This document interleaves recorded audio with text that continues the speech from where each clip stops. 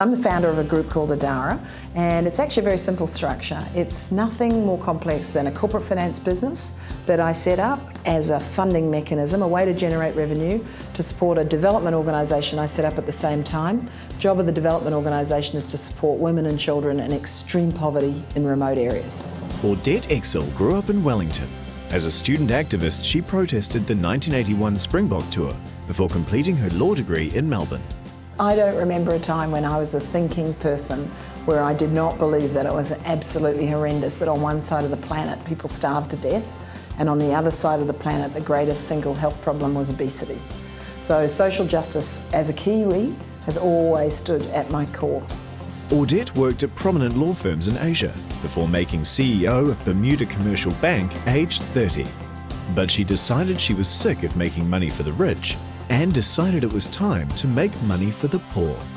There have been periods of the journey, in terms of the way the journey's evolved, where I've had moments of realisation that sent me in a particular direction, and I guess the biggest one for me was the moment of realisation as a social justice activist that if I didn't learn about money and power, I would never be able to affect social change. So that was a really big moment for me. But the journey of trying to find a way to bridge divide and to affect social change, even in a small way, has been part of me as a Kiwi girl for as long as I can remember.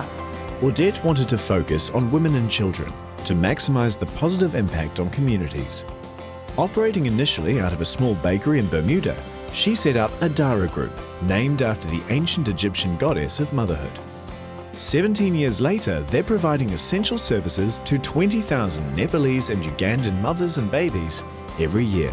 We have a corporate finance business based in Sydney, but our operations now span worldwide. We have offices, clinical practice office in Seattle in the States, a really deep research team based out of Montana in the US, offices in the UK and in Bermuda, and our work on the ground is done in Uganda and Nepal. So we have large teams of amazing Adarians in Nepal and Uganda doing the work. So now it's a pretty global organisation. I'm so proud to be a Kiwi. You know, I truly believe that if I'd been raised in a different country, I would be a different person. For me, a Kiwi girl growing up here was about deep respect for all human beings, was about phenomenal basic values, about fairness, equity, justice. Adara and our work is about thousands of amazing people, and I'm the face of it.